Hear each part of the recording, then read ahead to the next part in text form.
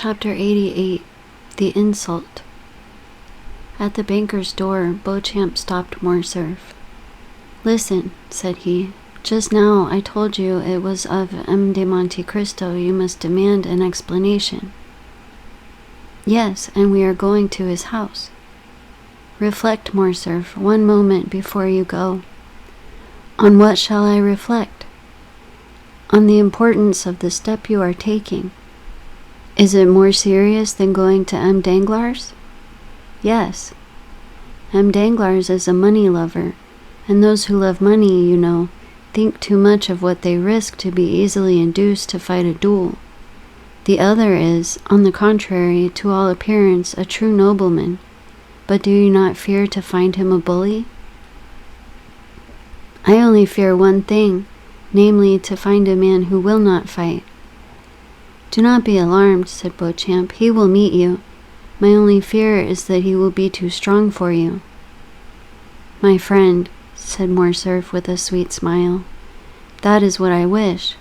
The happiest thing that could occur to me would be to die in my father's stead. That would save us all." "Your mother would die of grief." "My poor mother," said Albert, passing his hand across his eyes. "I know she would, but better so than die of shame." "Are you quite decided, Albert?" "Yes, let us go." "But do you think we shall find the Count at home?" "He intended returning some hours after me, and doubtless he is now at home." They ordered the driver to take them to number 30, Champs-Élysées. Beauchamp wished to go in alone, but Albert observed that as this was an unusual circumstance, he might be allowed to deviate from the usual etiquette of duels. The cause which the young man espoused was one so sacred that Beauchamp had only to comply with all his wishes. He yielded and contented himself with following Morcerf. Albert sprang from the porter's lodge to the steps. He was received by Baptistin. The Count had indeed just arrived, but he was in his bath, and had forbidden that anyone should be admitted. "But after his bath?" asked Morcerf. "My master will go to dinner." "And after dinner?" "He will sleep an hour." "Then?" "He is going to the opera." "Are you sure of it?" asked Albert. "Quite, sir. My master has ordered his horses at 8 o'clock precisely." "Very good," replied Albert. "That is all I wished to know." Then turning towards Beauchamp, "If you have anything to attend to, Beauchamp, do it directly. If you have any appointment for this evening, defer it till tomorrow. I depend on you to accompany me to the opera, and if you can, bring Chateau Renaud with you."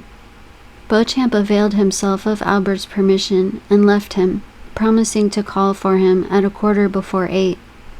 On his return home, Albert expressed his wish to Franz Debray and Morel to see them at the opera that evening. Then he went to see his mother, who since the events of the day before had refused to see anyone and had kept her room. He found her in bed, overwhelmed with grief at this public humiliation. The sight of Albert produced the effect which might naturally be expected on Mercédès. She pressed her son's hand and sobbed aloud, but her tears relieved her. Albert stood one moment speechless by the side of his mother's bed. It was evident from his pale face and knit brows that his resolution to revenge himself was growing weaker. "My dear mother," said he, "do you know if M. de Morcerf has any enemy?" Mercédès started. She noticed that the young man did not say, "my father." "My son," she said, "persons in the Count's situation have many secret enemies. Those who are known are not the most dangerous." "I know it, and appeal to your penetration. You are of so superior a mind, nothing escapes you." "Why do you say so?" "Because, for instance, you noticed on the evening of the ball we gave that M. de Monte Cristo would eat nothing in our house." Mercédès raised herself on her feverish arm. "M. de Monte Cristo!" she exclaimed. "And how is he connected with the question you asked me?" You know, Mother, M. de Monte Cristo is almost an Oriental, and it is customary with the Orientals to secure full liberty for revenge by not eating or drinking in the houses of their enemies." "Do you say M. de Monte Cristo is our enemy?" replied Mercedes, becoming paler than the sheet which covered her. "Who told you so?" "Why, you are mad, Albert. M. de Monte Cristo has only shown us kindness. M. de Monte Cristo saved your life. You yourself presented him to us. Oh, I entreat you, my son, if you had entertained such an idea, dispel it. And my counsel to you, nay, my prayer, is to retain his friendship." "Mother," replied the young man, "you have special reasons for telling me to conciliate that man." "I?" said Mercedes, blushing as rapidly as she had turned pale, and again becoming paler than ever. "Yes, doubtless. And is it not that he may never do us any harm?" Mercedes shrugged, and fixing on her son a scrutinizing gaze, "You speak strangely," said she to Albert, "and you appear to have some singular prejudices. What has the Count done? 3 days since you were with him in Normandy. Only 3 days since we looked on him as our best friend." An ironical smile passed over Albert's lips. Mercedes saw it, and with the double instinct of a woman and mother, guessed all. But as she was prudent and strong-minded, she concealed both her sorrows and her fears. Albert was silent. An instant after, the Countess resumed. "You came to inquire after my health. I will candidly acknowledge that I am not well. You should install yourself here and cheer my solitude. I do not wish to be left alone." "Mother," said the young man, "you know how gladly I would obey your wish, but an urgent and important affair obliges me to leave you for the whole evening." "Well," replied Mercedes, sighing, "go, Albert. I will not make you a slave to your filial piety." Albert pretended he did not hear, bowed to his mother, and quitted her. Scarcely had he shut her door when Mercedes called a confidential servant and ordered him to follow Albert wherever he should go that evening, and to come and tell her immediately what he observed. Then she rang for her lady's maid, and, weak as she was, she dressed, in order to be ready for whatever might happen. The footman's mission was an easy one. Albert went to his room, and dressed with unusual care. At 10 minutes to 8, Beauchamp arrived. He had seen Chateau Renaud, who had promised to be in the orchestra before the curtain was raised. Both got into Albert's coupe, and as the young man had no reason to conceal where he was going, he called aloud, "To the opera!" In his impatience, he arrived before the beginning of the performance. Chateau Renaud was at his post, apprised by Beauchamp of the circumstances. He required no explanation from Albert. The conduct of the son in seeking to avenge his father was so natural that Chateau Renaud did not seek to dissuade him, and was content with renewing his assurances of devotion. Debray was not yet come, but Albert knew that he seldom lost a scene at the opera. Albert wandered about the theater until the curtain was drawn up. He hoped to meet with M. de Monte Cristo either in the lobby or on the stairs. The bell summoned him to his seat, and he entered the orchestra with Chateau Renaud and Beauchamp. But his eyes scarcely quitted the box between the columns, which remained obstinately closed during the whole of the first act. At last, as Albert was looking at his watch for about the 100th time, at the beginning of the second act the door opened, and Monte Cristo entered, dressed in black, and leaning over the front of the box, looked around the pit. Morel followed him, and looked also for his sister and brother-in-law. He soon discovered them in another box, and kissed his hand to them. The Count, in his survey of the pit, encountered a pale face and threatening eyes, which evidently sought to gain his attention. He recognized Albert, but thought it better not to notice him, as he looked so angry and discomposed. Without communicating his thoughts to his companion, he sat down, drew out his opera glass and looked another way. Although apparently not noticing Albert, he did not, however, lose sight of him, and when the curtain fell at the end of the second act, he saw him leave the orchestra with his two friends.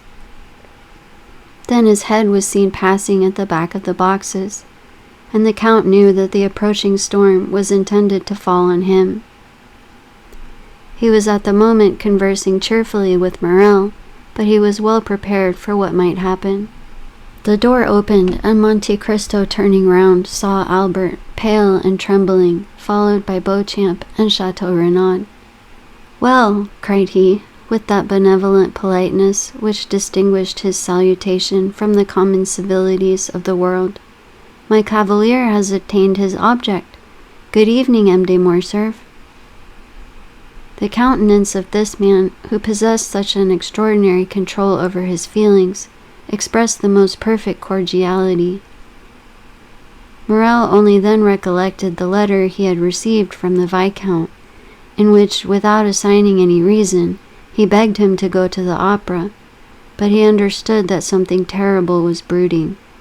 "We are not come here, sir, to exchange hypocritical expressions of politeness or false professions of friendship," said Albert, "but to demand an explanation." The young man's trembling voice was scarcely audible. "An explanation at the opera?" said the Count, with that calm tone and penetrating eye which characterized the man who knows his cause is good. "Little acquainted as I am with the habits of Parisians, I should not have thought this the place for such a demand." "Still, if people will shut themselves up," said Albert, "and cannot be seen because they are bathing, dining, or asleep, we must avail ourselves of the opportunity whenever they are to be seen." "I am not difficult of access, sir, for yesterday, if my memory does not deceive me, you were at my house." "Yesterday I was at your house, sir," said the young man, "because then I knew not who you were." In pronouncing these words, Albert has raised his voice so as to be heard by those in the adjoining boxes and in the lobby. Thus the attention of many was attracted by this altercation. "Where are you come from, sir?" said Monte Cristo.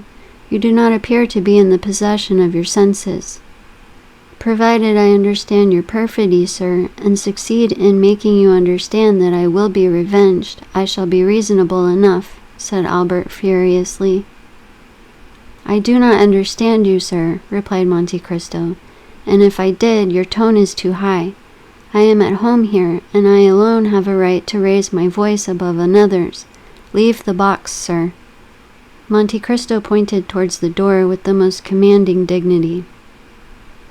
"Ah, I shall know how to make you leave your home," replied Albert, clasping in his convulsed grasp the glove, which Monte Cristo did not lose sight of.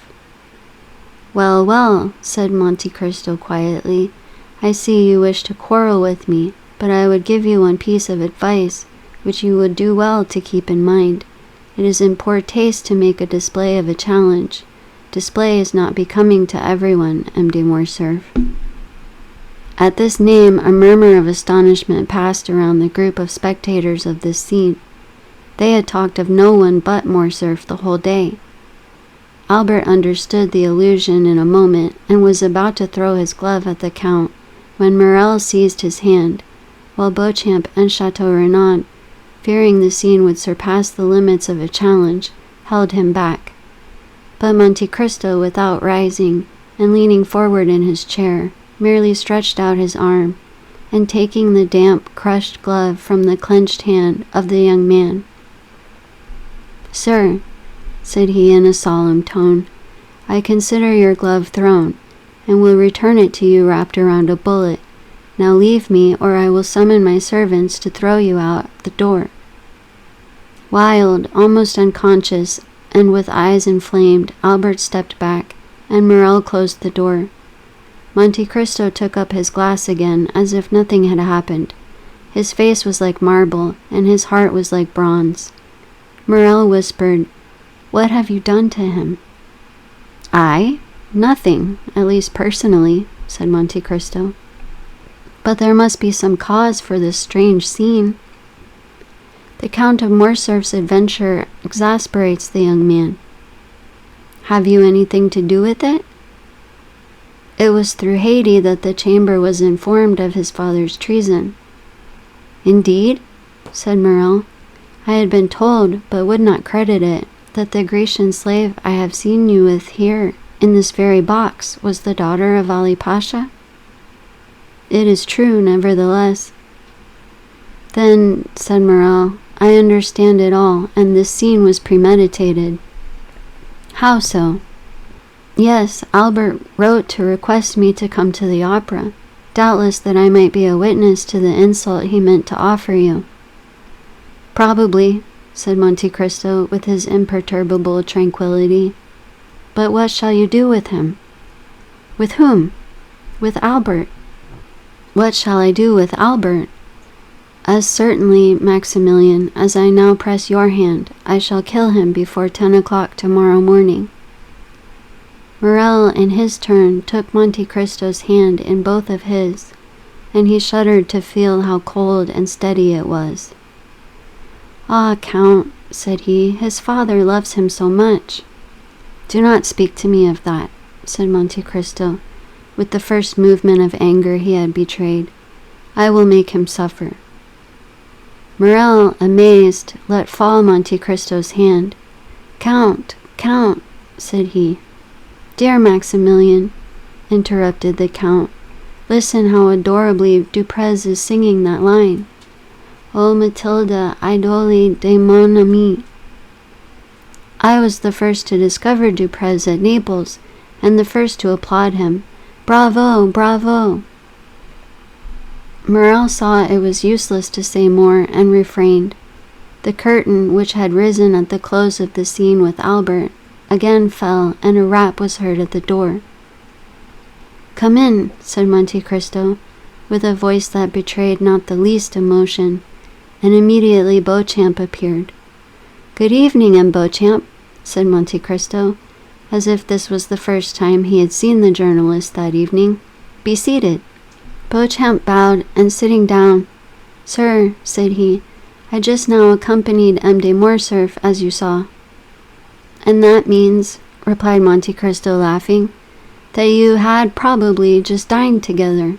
I am happy to see, M. Beauchamp, that you are more sober than he was. Sir, said M. Beauchamp, Albert was wrong, I acknowledge, to betray so much anger, and I come on my own account to apologize for him. And having done so entirely on my own account, be it understood, I would add that I believe you too gentlemanly to refuse giving him some explanation concerning your connection with Yanina. Then I will add 2 words about the young Greek girl. Monte Cristo motioned him to be silent. Come, said he, laughing, there are all my hopes about to be destroyed. How so? asked Beauchamp. Doubtless you wish to make me appear a very eccentric character. I am, in your opinion, a Lara, a Manfred, a Lord Ruthven. Then, just as I am arriving at the climax, you defeat your own end, and seek to make an ordinary man of me. You bring me down to your own level and demand explanations. Indeed, M. Beauchamp, it is quite laughable. Yet, replied Beauchamp haughtily, there are occasions when probity commands. M. Beauchamp, interposed this strange man, the Count of Monte Cristo bows to none but the Count of Monte Cristo himself. Say no more, I entreat you. I do what I please, M. Beauchamp, and it is always well done. Sir, replied the young man, honest men are not to be paid with such coin. I require honorable guarantees.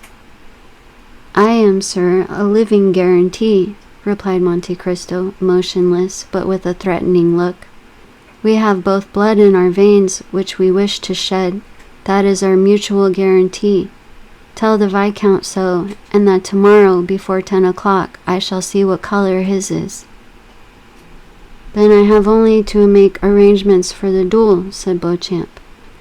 It is quite immaterial to me, said Monte Cristo, and it was very unnecessary to disturb me at the opera for such a trifle. In France people fight with the sword or pistol, in the colonies with the carbine, in Arabia with the dagger. Tell your client that, although I am the insulted party, in order to carry out my eccentricity, I leave him the choice of arms, and will accept without discussion, without dispute, anything, even combat by drawing lots, which is always stupid, but with me different from other people, as I am sure to gain." "Sure to gain," repeated Beauchamp, looking with amazement at the Count. "Certainly," said Monte Cristo, slightly shrugging his shoulders. "Otherwise I would not fight with M. de Morcerf. I shall kill him, I cannot help it. Only by a single line this evening at my house, let me know the arms and the hour. I do not like to be kept waiting." "Pistols, then, at 8 o'clock, in the Bois de Vincennes," said Beauchamp, quite disconcerted, not knowing if he was dealing with an arrogant braggadocio or a supernatural being. "Very well, sir," said Monte Cristo. "Now all that is settled, do let me see the performance, and tell your friend Albert not to come any more this evening. He will hurt himself with all his ill-chosen barbarisms. Let him go home and go to sleep." Beauchamp left the box, perfectly amazed. "Now," said Monte Cristo, turning towards Morrel, "I may depend upon you, may I not?" "Certainly," said Morrel. "I am at your service, Count. Still—" "What?" "It is desirable I should know the real cause?" "That is to say, you would rather not?" "No. The young man himself is acting blindfolded, and knows not the true cause, which is known only to God and to me. But I give you my word, Morrel, that God, who does know it, will be on our side." "Enough," said Morrel. "Who is your second witness?" "I know no one in Paris, Morrel, on whom I could confer that honor besides you and your brother Emmanuel. Do you think Emmanuel would oblige me?" "I will answer for him, Count." "Well, that is all I require. Tomorrow morning at 7 o'clock you will be with me, will you not?" "We will." "Hush, the curtain is rising. Listen, I never lose a note of this opera if I can avoid it. The music of William Tell is so sweet.